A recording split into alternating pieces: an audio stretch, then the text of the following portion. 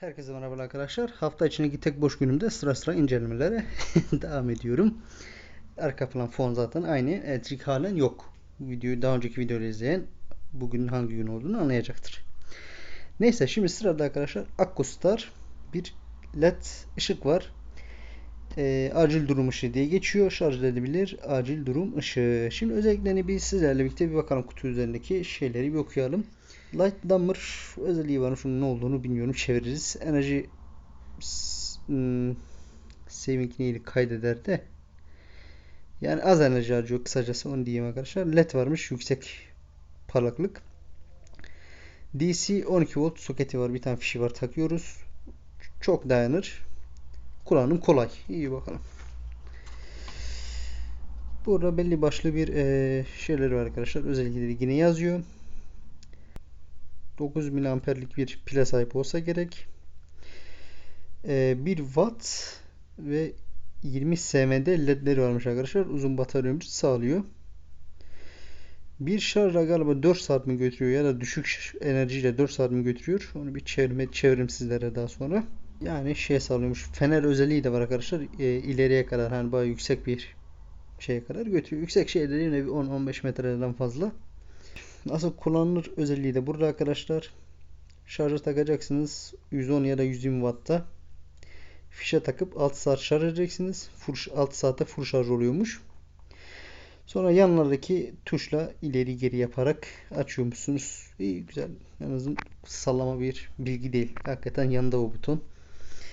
110-200 Watt arasında 50-60 Hz'de giriş sağlanan elektriğini. 0.068 amper. Çıkış gücü 1 Watt ile 3 Watt arasında değişiyor. Işık kaynakları arkadaşlar. LED'ler. Bir tane LED. 1 Watt SMD LED. Bir de 20 adet SMD LED varmış arkadaşlar. Kapasitesi, içindeki pilin kapasitesi 9 mAh 4 Watt arkadaşlar. Zeylang Akkostar Elektrik Teknoloji Co. Limited şirketinden geliyor. Yani Çin malı arkadaşlar. Burada da belli başlı uyarıları var. Üstte diyor ki araçlar için dışarıda, işte kampta, ev içinde ve de çalışırken kullanabilirsiniz diyor. Tamamdır. Burada da gerekli şeyleri var. Evet, aşağı bakalım Akkostar efendi. Evet, kutu içeriğinden böyle çıkıyor arkadaşlar.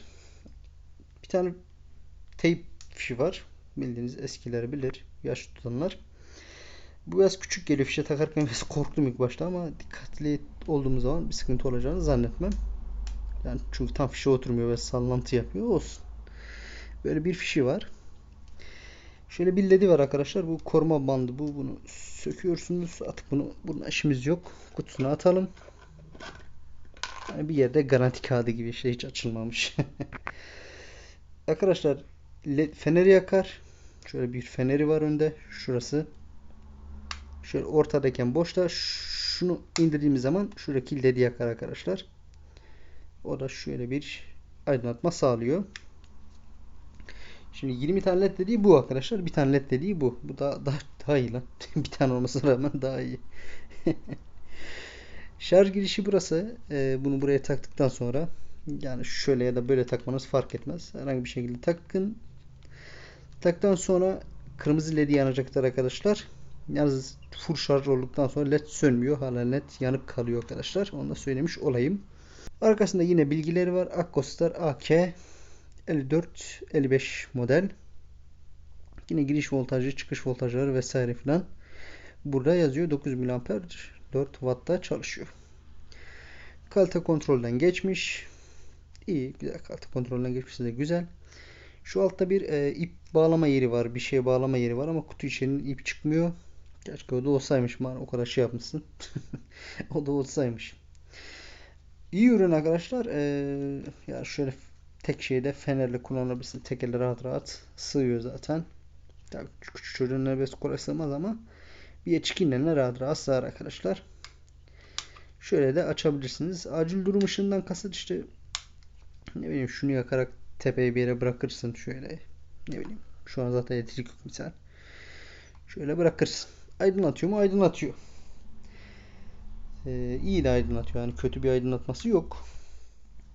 Evet, şimdi geldik lüks testini yapacağız. Böyle kendimizce bir test yapacağız arkadaşlar. Zaten bu işi hobi amaçlı yapıyoruz. Yani iş değil daha doğrusu da işte hobi amaçlı. Mecbur böyle. Şimdi telefonda bulunan sensör yardımıyla bunun kaç lüks attığını göreceğiz. Şu an 55 civarında, 55, 54, 55 öyle gidip geliyor. Şimdi feneri yakıyorum. Tam ortaya, yani tam sensöre denk getiriyorum arkadaşlar. 9000 mi?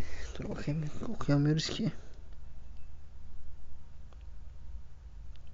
Tam denk getirdiğim zaman arkadaşlar 6000 7000 arasında, 8000 öyle gidip geliyor arkadaşlar.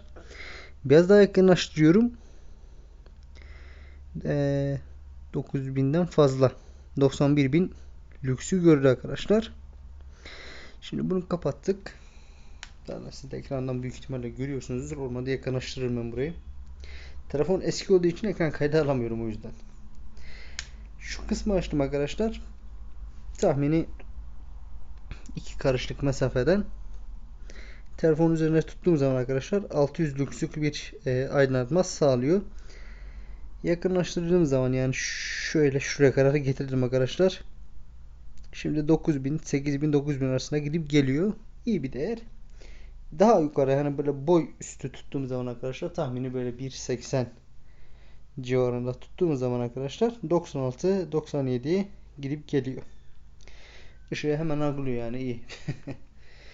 Yani hayat kurtarımı idare eder arkadaşlar. Tabi ortam aydınlık olduğu için, gündüz olduğu için eksi 55 kısarak yapın arkadaşlar. Şu an yani doğal bir aydınlatma yok. Hani iki tane led var, bir sağda bir solda. Hani onlara rağmen 55 lüks yani idare ediyor arkadaşlar. Tam karanlıkta ne olur onu belki test ederim. Eklerim arkadaşlar videonun içine. Şimdi bunu da attık. Ürün böyle idare eder mi? İdare eder. Kış geliyor malum. Bizim bu arada hep elektriği gidecek. Yazın böyleyse kışın nasıl olur?